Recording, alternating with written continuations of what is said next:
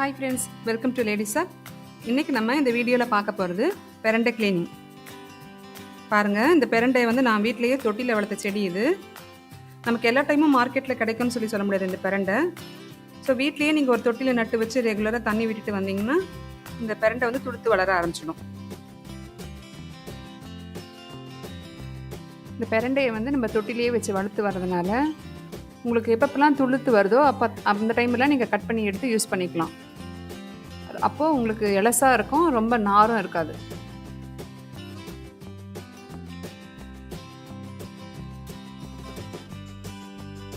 இப்போ இந்த பெரண்டை க்ளீன் பண்ணுறதுக்கு நான் கையில் டிஸ்போசபிள் க்ளவுஸ் போட்டிருக்கேன். யூஸ்வலாக பெரண்டை க்ளீன் பண்ணணும்னா கையில் ஆயில் அப்ளை பண்ணிவிட்டு க்ளீன் பண்ணணும்னு சொல்லுவாங்க, அப்போ தான் அரிக்காதுன்னு. ஆனால் இப்போ இருக்கிற ஜென்ரேஷனுக்கு தலையில் எண்ணெய் வைக்கவே பிடிக்காது. கையில் போய் தடவிட்டு க்ளீன் பண்ணணும்னு சொன்னால் கண்டிப்பாக அந்த வேலையை செய்யவே மாட்டாங்க. ஸோ பெஸ்ட்டு என்னென்னா நம்ம டிஸ்போசபிள் க்ளவுஸ் போட்டுட்டு நம்ம க்ளீன் பண்ண ஆரம்பிச்சிடலாம். ஃபஸ்ட்டு நான் இந்த பெரண்டியில் இருக்கிற இந்த இலையெல்லாம் க்ளீன் பண்ணி எடுத்துடுறேன். அப்புறம் இந்த கண்ணு பகுதியில் ஒரு சின்னதாக ஒரு கட் போட்டு அந்த நாரை அப்படியே நம்ம உரித்து எடுத்துடலாம். இப்போ இந்த மாதிரி எல்லா பக்கமும் இந்த நாரை நம்ம உரித்து எடுத்துடணும். இது கொஞ்சம் எலசாக இருக்கிறதுனால உங்களுக்கு அந்தளவுக்கு நார் இல்லை. இதில் நம்ம கடையில் வாங்குறதுனா கண்டிப்பாக அது வந்து முத்தலாக இருக்கும். ஸோ நார் வந்து நீங்கள் எல்லா பக்கமும் உரித்து எடுத்துகிட்டு தான் அதை யூஸ் பண்ணணும்.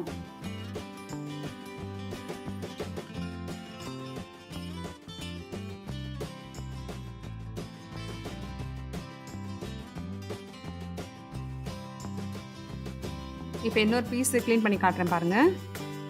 இந்த முருங்கைக்காய் கட் பண்ணும்போது நம்ம நார் உரிச்சு எடுப்போம் பார்த்தீங்களா, அதே மாதிரி தான் அந்த நாரை நம்ம உரிச்சு எடுத்துடணும். இது மாதிரி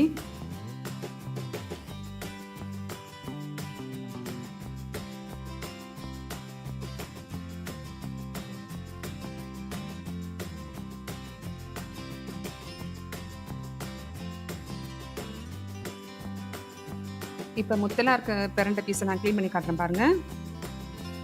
இப்போ இந்த கத்தியை வச்சுட்டு 4 பக்கமும் அப்படியே லைட்டாக நீங்கள் அப்படியே சீவி எடுத்துட வேண்டியதான் இந்த நாரை.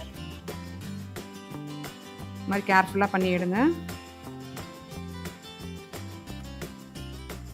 4 பக்கமும் அந்த நாரை உரிச்சு எடுத்துட்டிங்கன்னா அப்போ நம்ம சட்னி அரைக்கும் போது உங்களுக்கு ரொம்ப நார் இருக்காது.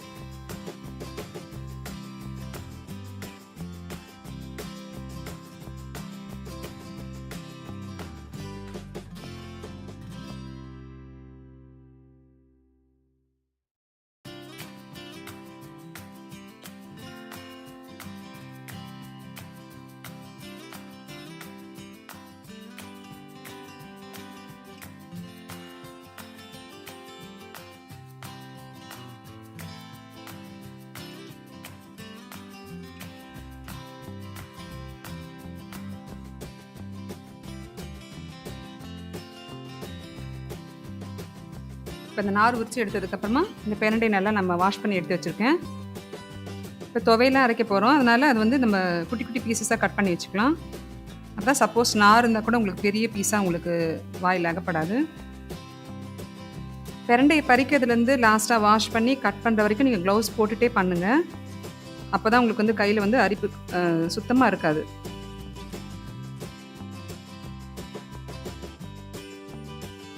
இப்போ இந்த பெரண்டையை நான் கட் பண்ணி முடிச்சிட்டேன். இனிமேல் இதை வந்து நம்ம எண்ணெயில் வதக்கி துவையில் அரைச்சிடலாம். எப்படி ஒரு துவையல் வந்து சிம்பிளாக இதில் பெரண்டையில் ரெடி பண்ணுறதுன்னு சொல்லிட்டு நான் நெக்ஸ்ட் வீடியோவில் அப்லோட் பண்ணுறேன். அதையும் கண்டிப்பாக பாருங்கள். இந்த வீடியோ உங்களுக்கு பிடிச்சிருந்தா லைக் பண்ணுங்கள், ஷேர் பண்ணுங்கள், மறக்காமல் சப்ஸ்கிரைப் பண்ணுங்கள்.